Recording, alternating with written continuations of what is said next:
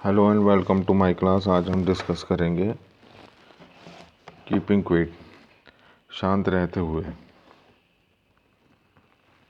जो पवेला नेरूदा की एक स्टोरी है, पोइट्री है, जिनका जन्म जो है 1904 में हुआ था और 1973 तक रहे थे। चलिए इसके समरी को डिस्कस करते हैं।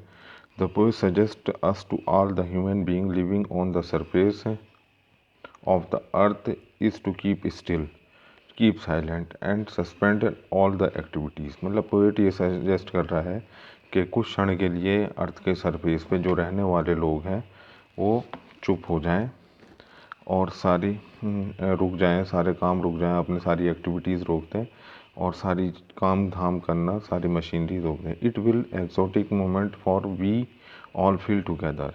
ये बहुत ही एक सुकून देने वाला, बहुत ही आनंदीय मोमेंट होगा, क्षण होगा जो हम सबके लिए होगा।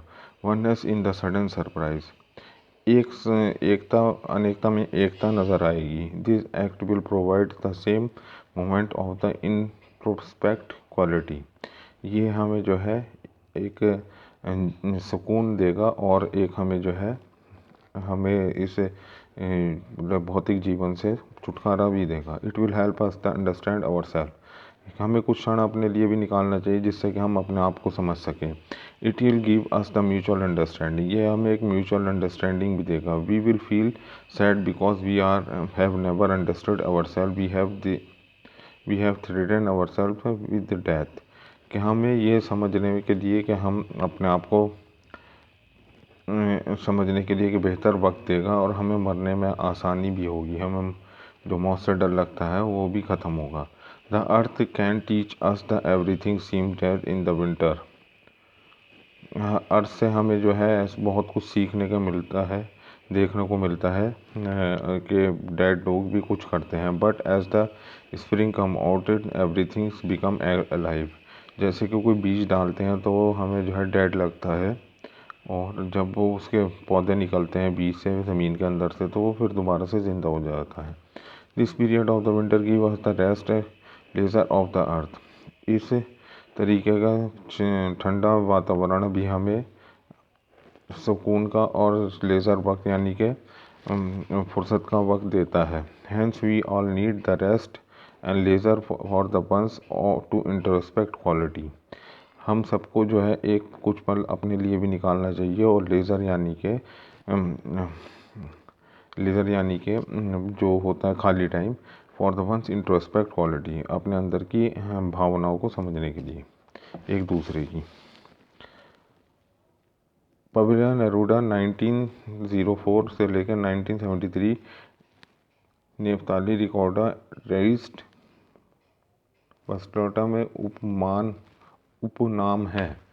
उनका जन्म चिली के पेरोल कस्बे में हुआ था। नेरूदा की कविता विभिन्न प्रतिबिंबों से भरी हुई हैं जो आसानी से समझी जा सकती हैं। उनसे कविताओं का सौंदर्य कम नहीं होता।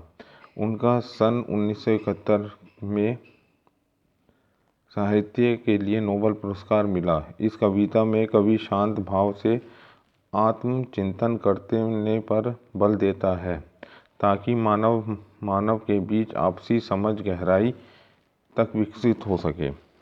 चलिए इसके स्टैंजास को समझते हैं। Stanza 1, now we will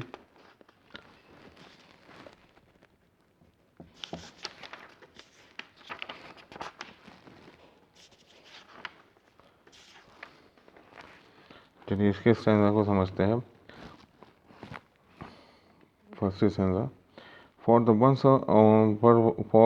for once of the face of the earth let not speak in any language, let stop our second, not move our arms so much, we would be exotic moment, it would be exotic moment without rush, without engines, we would all be together in the sudden strangeness.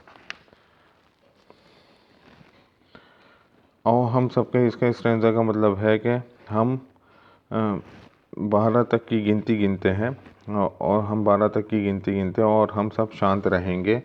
इस मतलब कि इस पूरे paragraph में ये है। सबसे पहले इसमें यही समझाया गया है कि सबसे पहले जो है हम जो है 12 तक गिनती गिनते हैं और उसके बाद शांत रहेंगे। सेकंड जो स्ट्रेंजा का मतलब है, पृथ्वी के सतह पर एक क्षण के लिए किसी की भी भाषा को बोलना बंद कर दो और 1 सेकंड के लिए रुक जाएं और अपने क्रियाकलापों को बिल्कुल बंद कर दें। मीन्स कि हम जो सारी एक्टिविटी करते हैं, कि जो हम भाषा बोलते हैं, तरह तरह की जितनी भी भाषा है उन सबको रोक देना चाहिए। और जो हमारा दिन का कार्य है, मशीनरीज है, आर्म्स से यहाँ पे जो डिस्कस किया है कि एक तो हमारा कंधे का आर्म्स होता है जो हम काम करते हुए यूज़ करते हैं, दूसरा आर्म्स का मीनिंग होता है कि जो हम वेपन्स को आर्म्स कहते हैं, उन सबको हमें रोक देना चाहिए और सबको चुप हो जाना चाहिए कुछ पल के लिए और सबको जो है शांति से रहना चाहिए। वो बहुत ही एक्सोटिक मोमेंट होगा।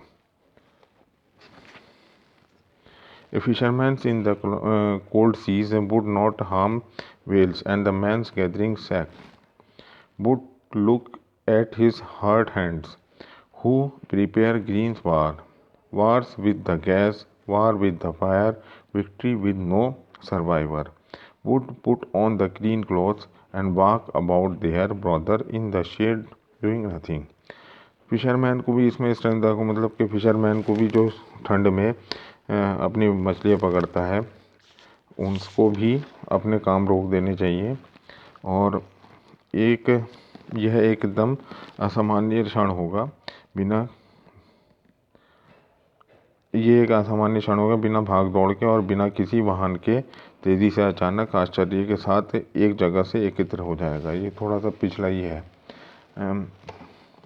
कवि चाहता है कि मछुआरे और ध्रुवीय अंडे सागरों में हेल मछली ना मारें। जो आदमी नमक इकट्ठा कर रहे हैं वे अपने घायल हाथों को ध्यान रखें कि मतलब कि जो लोग जो हैं मछली पकड़ रहे हैं वो भी मछली ना मारे, और जो आदमी नमक इकट्ठा कर रहे हैं वो अपने घायल जो उनके हाथ खराब हो जाते हैं उनको ध्यान में रखें।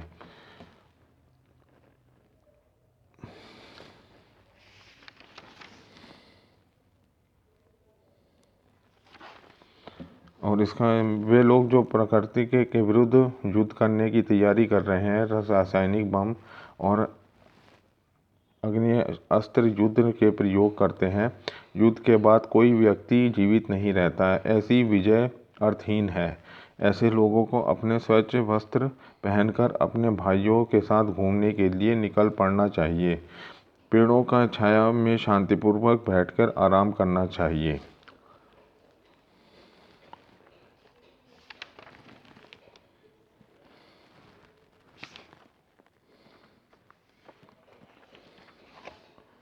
चलिए उसको और समझते हैं। If we are not a single minded about keeping our lives moving on, one couldn't do nothing. Perhaps the huge silence might interrupt his sadness. We never understand ourselves for our treating ourselves with the death। इसका stanza का मतलब यह है कि हमें एक single mind होना चाहिए and keeping about the lives moving, कि हमें और चीज़ें भी करनी चाहिए लेकिन इसको रोक देना चाहिए। हम कुछ वक्त के लिए हमें एक बहुत बड़ा साइलेंस करना चाहिए जो हमारी सैडनेस को भी दूर करे और जो हमें जो है एक आनंद इतना हमें अंदर से मजबूत करे कि वो जो है हमें मौत के लिए भी हमें डर ना लगे उससे। चलिए और समझते हैं इसको। जो मेरा तात्पर्य है उसका अर्थ निष्ठपालन लगाए तो गलत होगा। मैं मृत्यु के समृद्ध नहीं होना चाहता। यदि हम जीवन में गतिशील बनने के बारे में और एक बार कुछ ना करने के बारे में ही सोचते रहे तो अपने आप को कभी ना समझ पाएंगे। अपने आप को मृत्यु से डराने और उदासी उत्पन्न होगी और उस उदासी के विचार में शायद एक विशाल चुप्पी तोड़ने में सहायक हो सकती है। मीन्स के हमें जो एक विशाल चुप्पी होगी, हमारा जो साइलेंस होगा वही हमें जो है मौत के और दुख के जो हमारे अंदर सैडनेस है उससे बाहर निकाल पाएगी। शायद पृथ्वी पर पाए जाने वाली चीज़ों को हम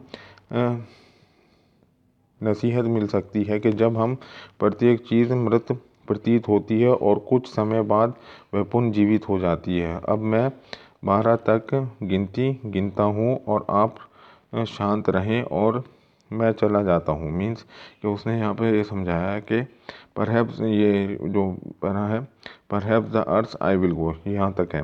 ये उसमें ये समझाया कि पृथ्वी पे जैसे कि बीज होते हैं, सीड्स होते हैं, कि वो देखने में तो मरे हुए लगते हैं, लेकिन उनको जब हम ज़मीन में डाल देते हैं फिर दोबारा से उन पे से एक पौधा आ जाता है और फिर एक हरा भरा पेड़ खड़ा हो जाता है।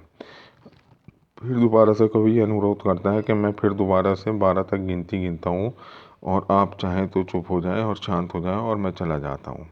मीन्स कि एक बहुत सिंपल सी स्टोरी है कीपिंग क्विट, कि जो हमें शांत रह करके चीज़ों को समझने के लिए, क्योंकि हम जब ज़्यादा बात करते हैं किसी से तो हमारा जो ऑब्जेक्टिव होता है उसको हम भूल जाते हैं। कि मिसाल के तौर पे हम बाज़ारों में बैठ कर के अगर पढ़ें तो हम कोई पढ़ाई नहीं कर पाएंगे, हम सिनेमा हॉल में बैठ कर के पढ़ें तो कोई पढ़ाई नहीं कर पाएंगे। पढ़ने के लिए हमें एकांत में एक वक्त चाहिए उन किताबों को, उन सब्जेक्ट्स को समझने के लिए जिसको हम समझाना चाहते हैं या समझना चाहते हैं। उसी तरीके से हमारे अंदर के जो विचार हैं, हमारे अंदर के जो माइंड सेट हैं, डिटर्मिनेशंस हैं, या हमारी अपनी जो ज़िंदगी है उसके लिए भी हमें एक दिनचर्या में एक टाइम देना चाहिए। जिस तरीके से जैसे एक्सरसाइज होता है, जिसे हम योगा कहते हैं, योगा से हम अपने माइंड को कंसंट्रेट करते हैं, उन्हीं सब चीज़ों को ये कवि समझा रहा है इस पूरी पोइट्री के ज़रिए। और आप अपना भी पढ़िए और वीडियो को दोबारा देखिए। Thank you very much for watching this video.